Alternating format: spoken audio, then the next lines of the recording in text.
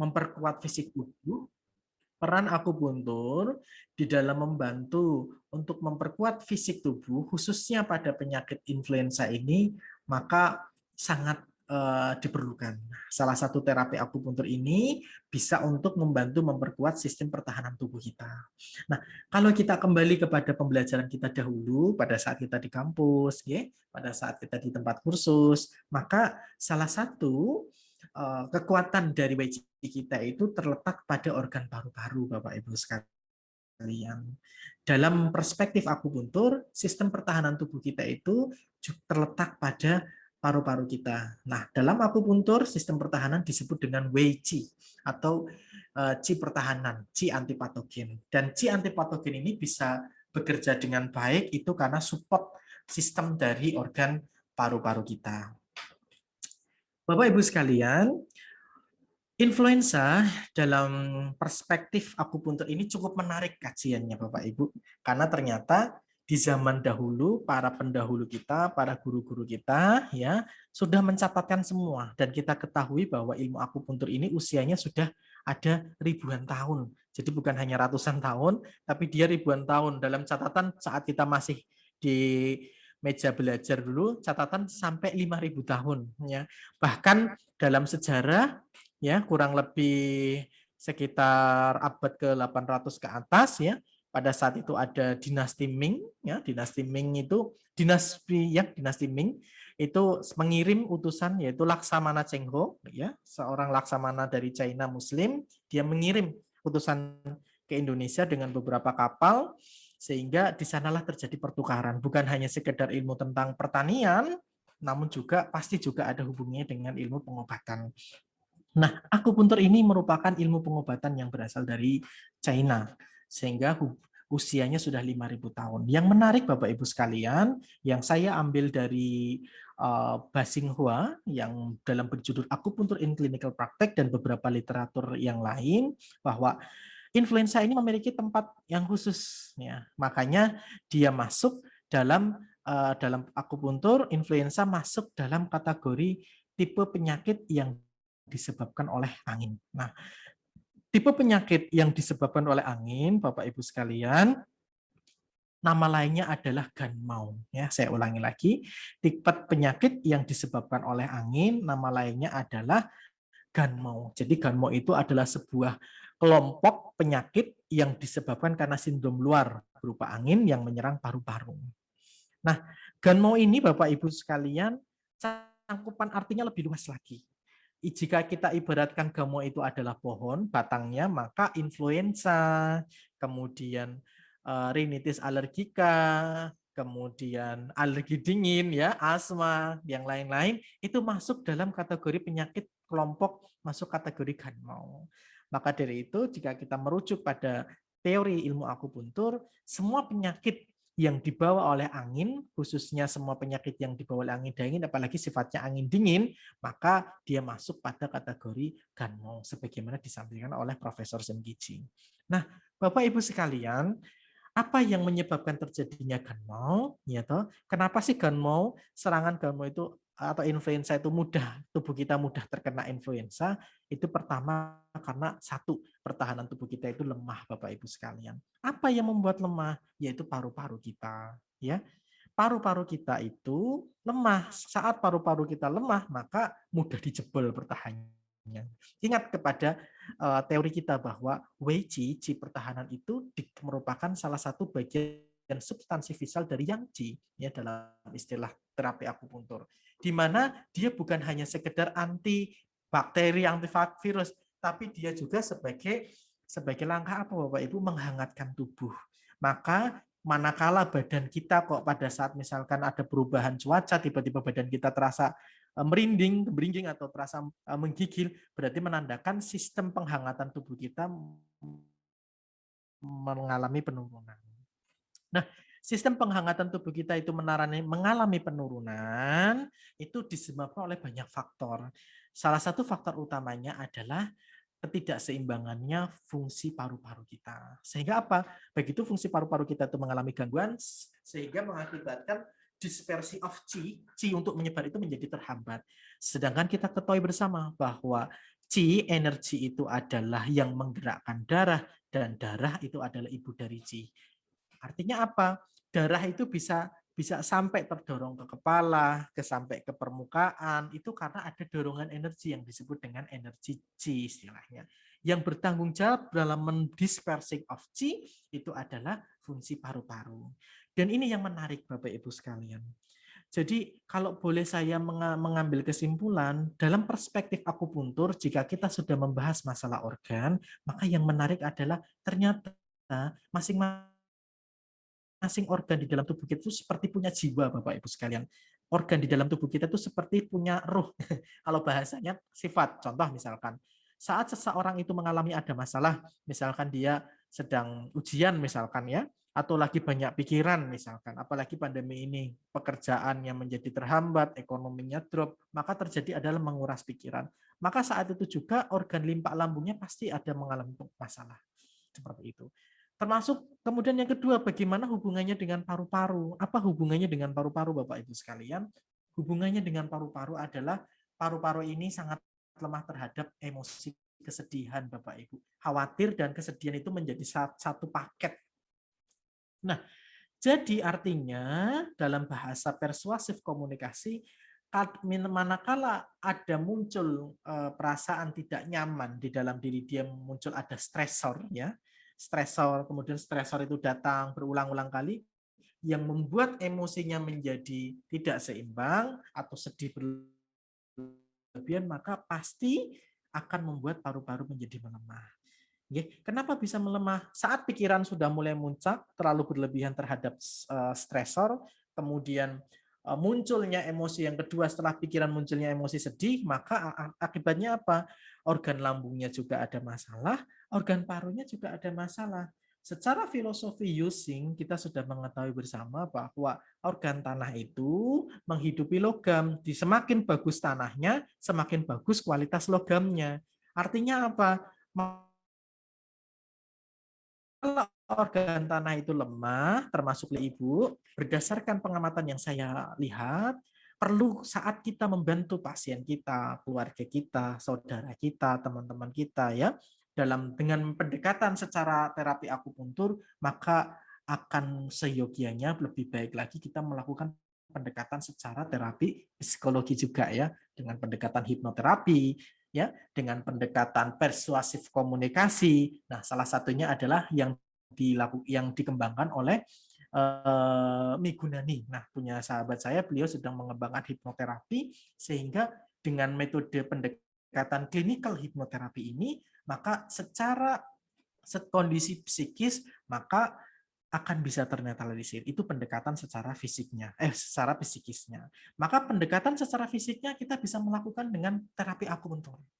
Nah, sinergisitas antara pendekatan terapi secara psikologi dengan pendekatan klinikal hipnoterapi, dengan pendekatan akupuntur, dengan makanan yang berkualitas, dengan lifestyle yang sehat, itu akan membuat kondisi fisik kita menjadi jauh lebih baik.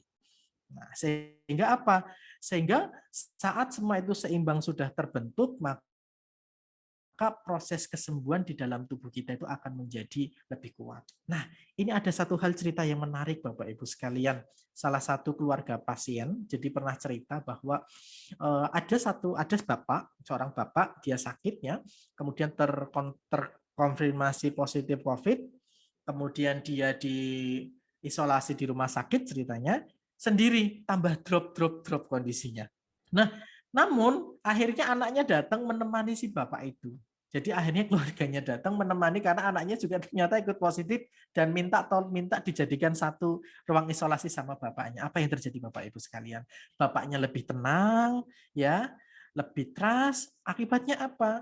Akibatnya setelah beliau lebih tenang, lebih trust, maka yang terjadi adalah sistem imunitasnya semakin bagus. Kesedihannya berkurang, ya toh, emosi berpikirnya berkurang, sehingga membuat pertahanan sistem kesembuhan alami di dalam tubuhnya atau yang kita katakan self healing itu bisa terbangun dengan baik Bapak Ibu sekalian. Maka dari itu jika kita merujuk kepada Al-Qur'an di dalam surat Al-Baqarah 155, saat kita sedang mengalami masalah, ada ujian kematian di mana-mana, atau tekanan mental, maka qalu innalillahi wa inna ilaihi raji'un. Kembali kepada Allah, semua itu kembali kepada Allah. Artinya apa? Ketenangan itu bisa kita capai saat kita mencapai sebuah kepasrahan. Kepasrahan itu artinya adalah kebahagiaan. Dan mencapai kebahagiaan itu salah satunya adalah dengan dekat dengan keluarga kita. Nah, kenapa? Saat seseorang itu lebih bahagia, maka hormon endorfinnya akan memencar lebih banyak, sehingga sistem dalam catatan yang menarik yang disampaikan oleh Dr. Shigeo Haruyama di dalam bukunya The Miracle of Endorphin menyampaikan saat endorfin itu kemudian tersupport dengan baik, maka sistem pertahanan NK cell natural killer, kemudian sel T itu akan menjadi lebih baik. Sehingga secara emosi itu pasien menjadi lebih kuat, secara fisik pendekatan kita berikan obat, kita berikan vitamin, ya kan? Kemudian kita bantu dengan support akupuntur, sehingga dengan sinergitas terapi ini akan membuat fisik pasien menjadi lebih oke. Artinya adalah kunci dari kesembuhan adalah berada bagaimana kita bisa mengoptimalisasi sistem kesembuhan alami di dalam tubuh. Nah, kita kembali lagi kepada paru-paru. Dalam akupuntur, penata laksanaan dalam kasus yang berhubungan paru-paru, salah satunya adalah kita mengetahui kelemahan dari paru-paru. Satu, tadi kita sudah membahas bahwa paru-paru itu ternyata lemah pada emosi sedih, pada emosi berpikir. Dan kedua, paru-paru juga lemah juga dengan kondisi ini lingkungan, iklim ya, perubahan. Makanya Gano ini merupakan salah satu patogen penyebab penyakit yang menyebabkan paru-paru bisa tertekan. Nah, sehingga pertama yang harus kita pikirkan adalah kenapa kok Ganmo ini bisa muncul? Karena satu, pertahanan tubuh ini lemah, Bapak Ibu sekalian. Kemudian yang kedua, karena pertahanan tubuh lemah, maka patogen mudah masuk. Karena patogen sudah mudah masuk, sistemnya tubuh lemah, apalagi sekarang banyak wabah pandemi seperti ini, maka akan memicu kesempatan patogen itu masuk ke dalam tubuh. Maka kalau sudah patogen itu masuk, kemudian pertahanan tubuh kita itu lemah, maka salah satu ciri-cirinya adalah akan muncul nyeri kepala, nggak nyaman, sakit kepala, kemudian ada demam, ya bisa menggigil, nyeri, rasa pain, rasa nyeri di kepala, rasa nyeri di badan, hampir keseluruhan, ya kan? Maka akibatnya apa? Jadi badan tidak nyaman. Maka dari itu, tipe ciri khas dari penyakit Ganmo ini maka tidak jauh beda dengan influenza, Bapak Ibu sekalian. Nah, yang menarik di dalam kajian dalam perspektif akupuntur ini, Ganmo ini Bapak Ibu sekalian, menurut Ba Xinghua ya dan Profesor Sim Kichi dan beberapa para pendahulu guru-guru kita yang telah mencatatkan penemuannya di dalam beberapa buku, salah satunya ada di Modern Chinese Acupuncture Modern Clinical, di sana menyatakan secara umum bahwa Ganmo itu terbagi menjadi 3. Jadi tipe penyakit influenza yang bersifat dingin, tipe penyakit influenza yang bersifat panas, tipe penyakit influenza yang bersifat lembab. Nah, masing-masing karakteristik ini karakternya berbeda-beda, Bapak Ibu sekalian. Oke, pertama, tipe karakteristik yang bersifat dingin itu ciri-cirinya apa? Ciri-ciri dari tipe karakteristik yang bersifat dingin itu pertama menggigilnya lebih parah daripada demamnya. Intinya itu. Nah, aku dingin, pengennya minum anget-anget, pengen mie anget, kemudian pengen wedang uwuhnya Bu Mut ya, Bu Ibu ya, nama saya lupa mereknya. Kemudian pengen makanan-makanan yang berkuah yang sifatnya hangat, maka dengan dengan minum-minum seperti itu dia merasa lebih nyaman. Nah, salah satu langkah solusi yang bisa kita bantu untuk pasien yang tipikal seperti ini, maka pertama sebelum kita tusuk Bapak Ibu, ini mohon maaf ini silakan dicatat, sebelum kita tusuk jika memang kondisinya itu drop, kondisinya lemah sekali, hati-hati jangan langsung ditusuk. Karena kita ketahui bahwa akupuntur itu merupakan terapi untuk mendorong energi. Nah, kalau yang kita dorong energinya itu kurang, maka yang terjadi shock, dia bisa pingsan. Maka hemat saya, jika kita menghadapi pasien yang sifatnya dingin, ya lemah kayak gini, maka langkah yang utamanya adalah dengan dihangatkan, Bapak Ibu sekalian. Diangetin. Ya, jadi dihangatkan di area mana? Di area-area yang mensupport yang kita. Dari mana saja? Salah satunya adalah GV14 ya. GV14 ya. Kemudian Feisu, titik su belakang ya. GV14 itu daswi.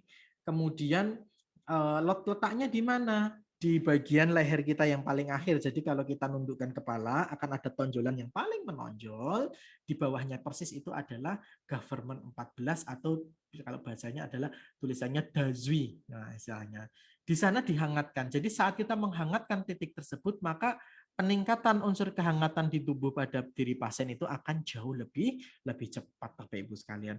Yang kedua, setelah tazwi, maka yang kedua lakukan adalah penghangatan pada area pusar, Bapak Ibu sekalian. Dihangatkan pusarnya ya, sampai memerah.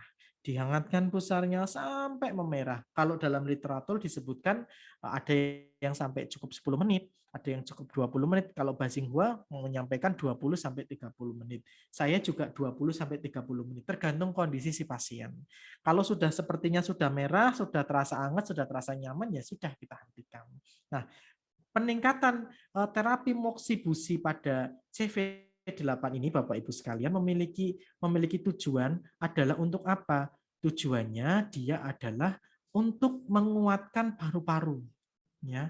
Jadi penghangatan pada CV8 dan penghangatan pada Government 14 itu fungsi utamanya adalah menguatkan WC atau Ci pertahanan paru-paru. Kenapa? Karena pusar ini merupakan jalur, kalau Ibu nanti baca beberapa literatur ya, silahkan nanti dibaca kembali. Energi di paru-paru di meridian itu kan dimulai dari pusar dulu. Nah, dari pusar turun sedikit ke bawah, kemudian dia naik. Nah, maka penghangatan pada area CV8 ini sangat ditekankan untuk mensupport itu. Di satu sisi lain itu. Yang kedua, penghangatan pada CV8 di pusar itu akan mensupport organ-organ dalam kita, Bapak Ibu sekalian. Maka dari itu, salah satu pengembangan ilmu akupuntur yang di Jepang, ya Japanese Acupuncture Style, itu ada istilah hara diagnosis. Nah, hara diagnosis itu dasar pemeriksaan dan penetapan titiknya itu berasal dari sini, Bapak Ibu sekalian. Berasal dari pusar. Ya, jadi pemeriksaannya itu dari abdomen maksud saya. Nah, dari abdomen inilah maka akan didapatkan data, dari data itulah nanti akan diambil poin yang dipakai. Nah, salah satu langkah terapi yang bisa kita lakukan adalah dengan penghangatan pada CV8 dan penghangatan pada government 14. Nah, itu langkah pertama Bapak Ibu. Jadi pertama jangan langsung dibom, tusuk langsung dibom, jangan. Nanti takutnya kalau pasien energinya itu kurang, dia bisa shock, dia bisa semaput, dia bisa pingsan. Maka dari itu hemat saya berdasarkan apa yang kami lihat jumpai di klinis, maka hangatkanlah dulu itu, Mas. Hangatkan dulu pasien, kusirlah dulu patogen dinginnya. Nah, setelah pasien sudah merasa kerasa hangat, merasa kerasa nyaman, bila perlu habis dimoksa diminumin wedang uwuh ya, boleh. Kalau memang lambungnya sudah kuat ya, minum wedang jahe juga boleh, atau diminumin yang anget-anget juga boleh. Itu untuk tambah dengan minuman yang sedikit manis itu juga boleh. Jadi untuk support dulu tubuhnya agar dia bisa pulih dulu, nanti baru setelah itu baru kita lanjut penusukannya. Nah, setelah kita lakukan penghangatan pada CV8 dan government 14, maka langkah berikutnya adalah kita penguatan langkah-langkah titik-titik yang mengarah kepada paru-paru. Apa? Feisu, ya. Feisu bisa kita pakai Bapak Ibu sekalian. Tapi kalau misalkan posisinya sulit Mas di belakang karena orangnya gemuk misalkan, agak sulit, ya sudah, area di bagian Feisu sama Fengmen ini kita hangatkan pertama. Kemudian yang kedua, kita ambil titik dengan paru-paru. Oh, kita ambil LU9 ya, Taiyen. Kita ambil beberapa titik-titik yang berhubungan dengan paru-paru atau kita akupresur LU1-nya, Chongfu-nya. Beberapa langkah terapi dulu saya pernah belajar dengan Mas Hendri ya. Mas Hendri yang Hendri Omah Tentrem. Dulu tahun 2012 saya belajar dengan beliau tentang pendekatan terapi secara holistic care dengan pendekatan EFT, Emotional Freedom Therapy, Emotional Freedom Acupuncture. Ternyata terapinya itu prinsipnya adalah prinsip titik akupuntur. Jadi sembari menekan pada LU1, ditekan diputar ya searah meridian, sembari memberi afirmasi, ya Allah, saya ridho dengan sakit saya. Oh ya Allah, saya ridho dengan putus cinta saya misalkan, karena kemarin saya sempat membantu teman-teman yang putus cinta sampai kuliah aja sampai males. Akhirnya dengan adanya pressure seperti itu membuat tubuhnya jadi lemah. Akhirnya dengan metode pendekatan itu bisa. Nah, itu adalah beberapa langkah titiknya. Atau Bapak Ibu juga bisa mengambil titik-titik yang berhubungan dengan menguatkan paru-paru apa. Salah satunya adalah titik limpa lambung, itu juga bisa. Namun titik utamanya adalah titik subbelakang vaisu yang ada di punggung kita. Makanya kalau kita kerok atau kita guasa, poin ini paling enak banget kalau itu dipijeti ya, kalau bahasanya dikasih anget-anget. Nah, setelah vaisu, kemudian tayen, Mas, misalkan ini kan faktornya penyebabnya angin, maka titik pintu angin apakah bisa kita pakai? Bisa, yaitu dengan fengce, kemudian jianjing, kemudian fengmen, itu bisa dipakai. Nah, itu salah satunya. Kemudian yang kedua, tipikal penyakit influenza karena angin panas, Bapak Ibu. Tipe penyakit influenza karena angin panas ini itu tipikalnya ciri-cirinya demamnya lebih tinggi, menggigilnya ringan, hidrosis ya, kalau tadi anhidrosis tidak berkeringat, kalau ini sangat berkeringat banyak, nyeri saat batuk, bahkan sampai tenggorokannya radang. Nah, biasanya kalau seperti ini kita bisa minum larutan yang pendingin seperti cap kaki 3 dan yang lain-lain, karena ternyata kandungannya itu ternyata juga tanaman jamu. Itu juga bisa membantu. Dan biasanya Bapak Ibu sekalian, dia menyukai minuman dingin. Dan ciri-ciri lidahnya seperti ini Bapak Ibu salah satunya. Nah, ini saya ambil salah satu contoh dari buku Atlas Lidah. Di sini kelihatan sekali. Bahkan kemarin saya beberapa lihat pasien juga yang sudah kondisinya parah, influenza yang berat sampai lidahnya juga seperti ini. Kalau sudah lidahnya sudah seperti ini, sudah kompleks ini Bapak Ibu sekalian. Permasalahannya bukan hanya sekedar paru kalau sudah seperti ini. Ini ada lembabnya, lihat lapisan kuningnya Bapak Ibu, lembabnya. Bahkan ini sampai guratan guratan ininya, celahnya itu sampai ke ujung lidah. Berarti menandakan bahwa panasnya itu sudah sampai ke jantung, Bapak Ibu sekalian. Sudah ada saking panasnya terjadi akumulasi panas sampai mengkerut lidahnya ya, ada tapak gigi. Terus kemudian ini sebenarnya ada spot-spot hitam, berarti sudah sampai merusak darah ini panasnya. Nah, kalau sudah kasusnya seperti ini Bapak Ibu, langkah yang harus kita ambil bagaimana? Langkah terapinya adalah langkah terapi dengan cara ini melemahkan ya. Istilahnya apa, kalau ada tonifikasi ada apa Mas Zen? Reduksi Mas Zen. Kok satunya tonifikasi apa Mas Zen? Reduksi Mas. Ya, reduksi ya. Nah, reduksi. Jadi saat reduksi dengan cara apa? Banyak metodenya Bapak Ibu. Bisa kita dengan cara dibalik jarumnya, cari arah jarumnya dibalik tidak searah meridian, atau misalkan memang panasnya luar biasa, kita bisa melakukan bloodletting. Nah, saya pernah melakukan penusukan pendarahan pada ponakan saya juga, di mana saat dia panas sempat terjadi kejang ya, step istilahnya. Sudah dikasih minum paracetamol saat itu tidak bisa turun. Akhirnya saya melakukan penusukan pendarahan Bapak Ibu pada LI 11 dan ujung telinga ini, dan alhamdulillah tertolong. Nah, maka dalam pelaksanaan penusukan pendarahan ini pun tidak boleh langsung bareng. Ini di darah, ini dikeluarkan, ini dikeluarkan. Jangan, hati-hati. Kalau pasiennya lemah bisa drop itu nanti. Jadi sedikit-sedikit aja. Misalkan dari LI 11 dulu. Satu tetes darah sudah keluar. Kalau sudah turun ya sudah, jangan ditambahi. Karena apa? Takutnya kalau nanti kita terlalu banyak darahnya yang keluar terlalu banyak, nanti takutnya pasien itu justru malah tambah shock ya, atau drop gitu istilahnya. Nah, selain di bloodletting, kita tonifikasi yin karena kita tahu bahwa manakala terjadi akumulasi panas yang berlebihan, maka akan mengakibatkan terjadinya apa? Akan mengakibatkan terjadinya apa? Akumulasi panas dan terkurasnya yin, yinnya terkuras. Maka kita perlu titik-titik yang untuk memupuk yin. Ada SP6, KI3, SP9. Kemudian apakah ini saja cukup? Belum cukup Bapak Ibu. Kalau pasiennya kurang minum, kurang makan sayur, kurang makan buah, ya podo baik gitu loh, sama aja. Makanya perlu diedukasi, makan pola makannya juga bagus dan seimbang. Makanya kan ada kan pendidikan ilmu akupuntur tentang bagaimana cara makan, ya ada keseimbangannya, itu butuh ilmu lagi kalau seperti itu. Nah, kemudian yang ketiga adalah menguatkan si antipatogen dan mendinginkan paru-paru lah. Salah satu trik salah satu langkah yang bisa kita lakukan dalam mendinginkan paru-paru, Bapak Ibu, salah satunya adalah dengan bloodletting, itu juga bisa, dan bloodletting pada LU1 atau LU1, LU11 sama LU10, Bapak Ibu. Itu powerful banget. Insya Allah powerful sekali. Nah, gitu. Oke.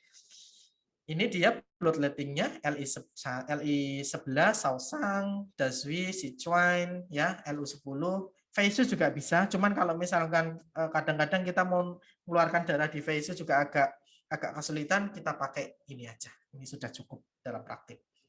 Oke.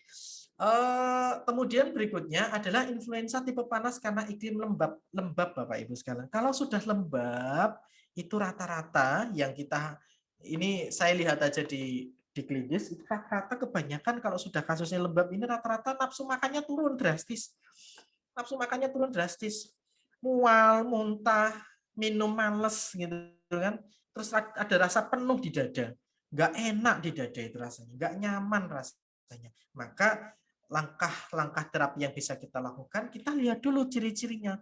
Tipe lembabnya itu lembab panas atau lembab dingin. Kalau tipe lembab panas seperti ini contohnya, tebel kuning ya, ini berarti tipe panas, maka salah satu caranya adalah mengurangi panasnya dan tonifikasi yin. Gimana caranya? Titik-titik tadi.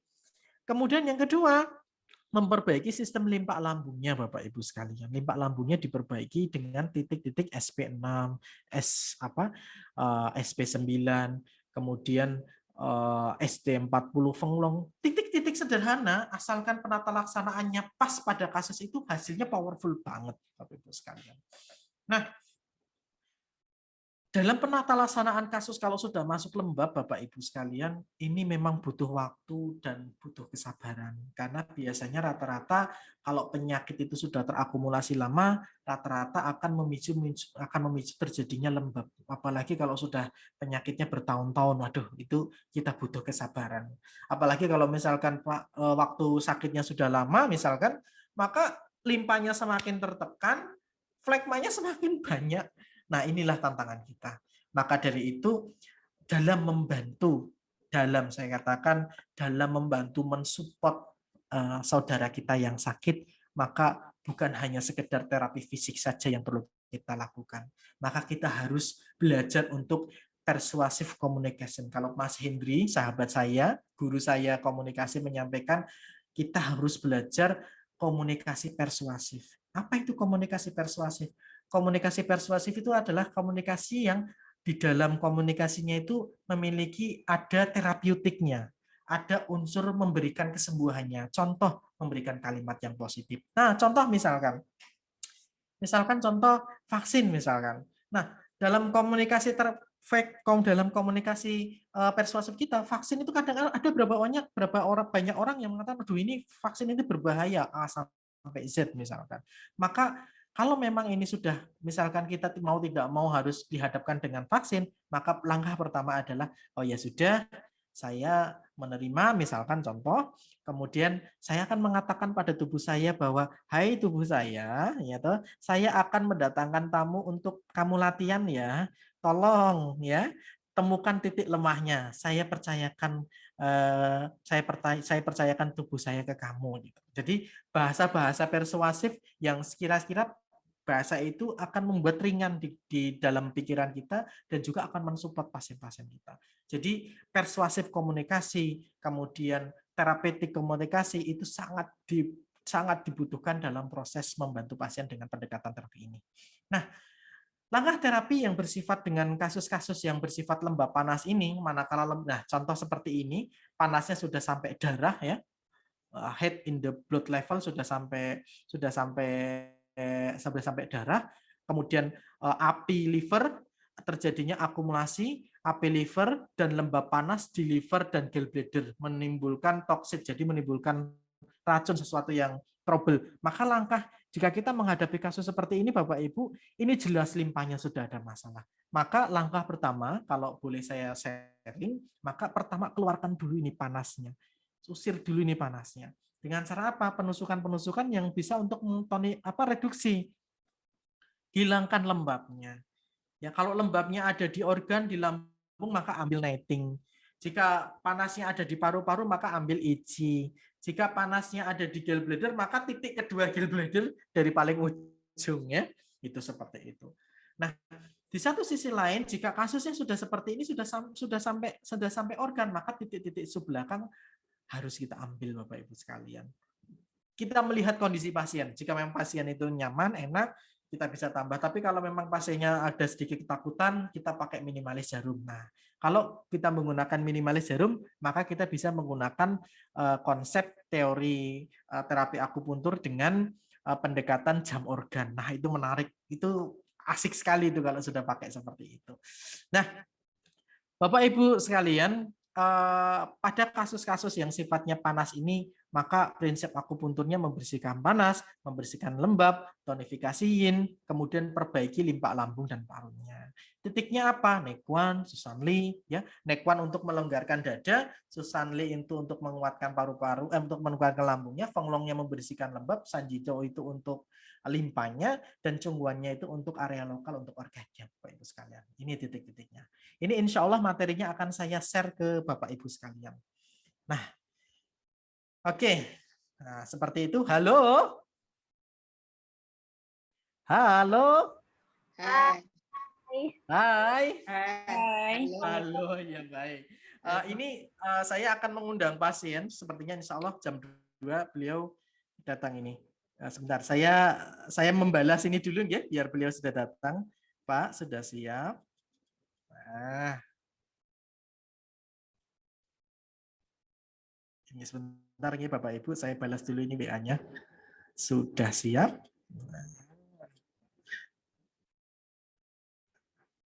Jadi ini kasusnya menarik Bapak Ibu sekalian. Kasusnya menarik ini.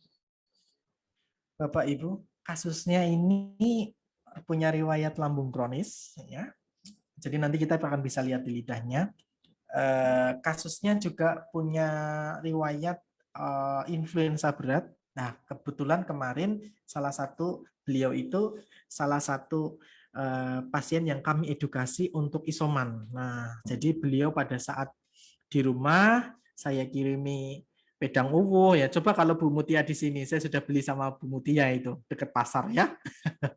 Nanti saya kasih wedang uwu ya. Kemudian di rumah kita sambil komunikasi, Pak nanti tolong ditekan LU 11-nya. Saya kirimi gambarnya, Pak tolong nanti ditekan KI 26-nya ya Pak ya, sambil ditekan-tekan sambil diuyer-uyer ya, sambil diafirmasi saya ridho dengan sakit saya. Nah, sambil kalimatnya seperti itu. Jadi secara pendekatan fisik, kemudian secara pendekatan psikis juga dilakukan. Nah, ini cukup menarik Bapak Ibu sekalian. Nah, kasus-kasus yang sifatnya paru-paru, karena dia itu hubungannya dengan emosi, kesedihan, maka bukan hanya sekedar akupuntur saja yang perlu kita lakukan pendekatan terapi, namun juga kita perlu pendekatan secara persuasif komunikasi. Moga-moga nanti suatu saat nanti kita bisa belajar bersama pakar komunikasi Mas Hendri melalui Omah Tentrem ya. Nanti di sana kita akan belajar bagaimana kita bisa berkomunikasi secara persuasif. Ini sangat menarik sekali Bapak Ibu sekalian. Oke, sebentar ya. Saya akan coba karena ini di rumah cuman ada saya sama istri. Sebentar. Mohon maaf nih, ini saya jeda dulu. Saya siap, Pak. Nah, saya tunggu. Saya akan mohon izin membukakan pintu dulu ya, Bapak Ibu sekalian. Iya, Pak. Saya mohon izin ya. Saya mohon izin untuk membukakan pintu sekalian. Iya.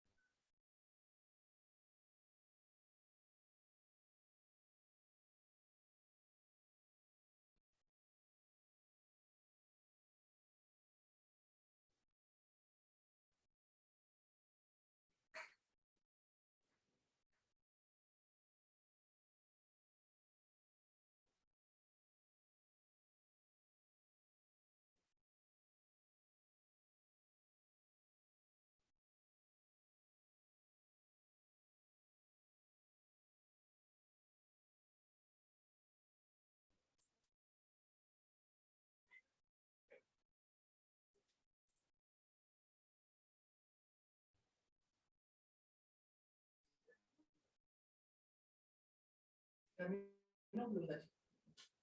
Monggo Pak. Sini masuk sini, di kamar Pak. Ya. Salat dulu sudah. Nah, iya sipus itu. Dari tadi nemenin saya ini apa namanya? Nemenin saya siaran ini. Nah, ya sipusnya. Oke. Baik. Bapak Ibu sekalian, insya Allah dalam waktu ini kita sudah sesuai dengan jadwal, ya. Jam 2 kita akan melakukan praktek, ya.